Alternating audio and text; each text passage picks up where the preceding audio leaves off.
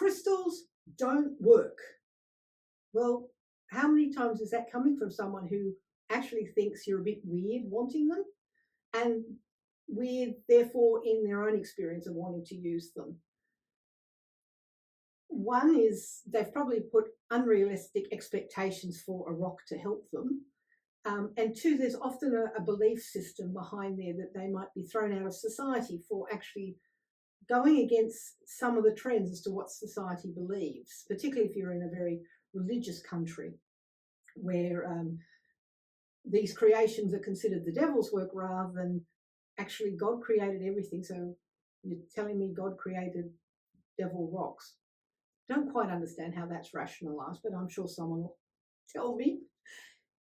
But for those who are looking for perhaps more scientific reasons why so many people are attracted to rocks, I talked about how touch, that they all feel different when you're touching them, and that's a fascinating thing. But I'm going to talk about colour this time, and I'm not a scientist and I don't spend my time trying to find the scientific papers. So if someone has an easy ability to do it, please put it in the comments for others to see.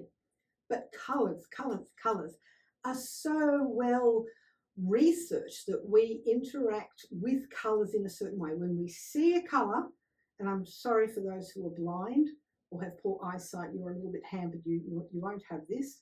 But for those of us who can see colour, you react in a certain way. Why do you think politicians wear red ties or blue ties, depending on what the topic is that they want to talk about? They want to either get you angry or get you energized, or they want to calm you down. That's why they pick the ties they pick.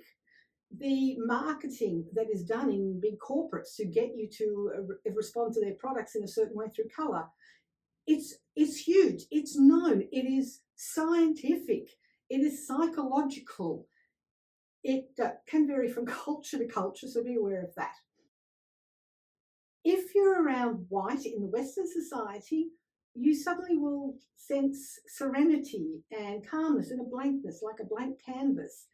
And as those energies come to you, as that colour comes into your awareness, it will therefore use those beliefs that you've got about the colours to change you in a certain way. So you will feel calmer, more serene, more bridal, because obviously brides tend to wear white, or they certainly did 50 years ago. That is why a crystal can really help you, because of your colour associations that you have.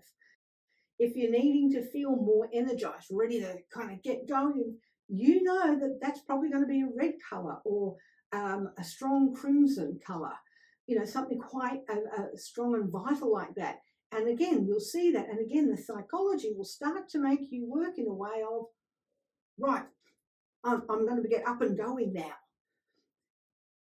Green, well, again, how many people have learned, you go out into the trees, you go out into a meadow, and you immediately start to calm down, and everything seems so much easier to deal with. Green is associated with healing trauma, healing from distress. So a green rock, you can't always get out to the forest. Have some green rocks around you when you're going through that type of difficulty, a bit traumatized by what's going on in your life, in the community. Having the green, it will psychologically start helping you through that process. If you're uncertain about how crystals work, just use them for colour therapy initially, until you discover over time that there's more to it than just that. I'm Shamara. If you enjoyed this, follow for more.